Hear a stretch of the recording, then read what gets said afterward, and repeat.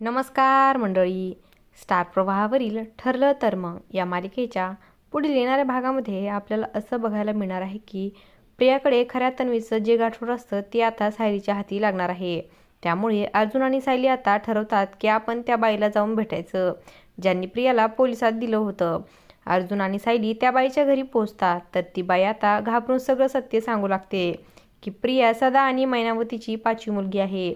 त्यांना 5 मुली होत्या आणि तुम्ही त्यांच्या शाळेत जाऊन सुद्धा सगळ्या फायली बघू शकता असं ती बाई अर्जुन आणि सायलीला म्हणते.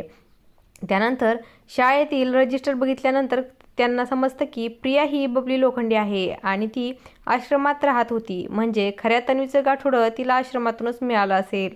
अर्जुन म्हणतो की यावरून हे सिद्ध होतं की सिनियरची खरी तन्वीसुद्धा आश्रमातच राहत होती आणि तेच गाठोडं प्रियाने चोरलं आणि रविवारासमोर खोटे पुरावे दाखवत त्यांची मुलगी बनून राहायला आली.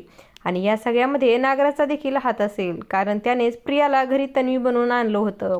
असं काही पुढील येणाऱ्या भागामध्ये आपल्याला बघायला मिळणार आहे. अशाच मालिकांच्या नवनवीन अपडेट्स पाहण्यासाठी आपल्या चॅनलला सबस्क्राईब करा आणि व्हिडिओ आवडला असेल तर लाईक आणि शेअर करायला विसरू नका. धन्यवाद.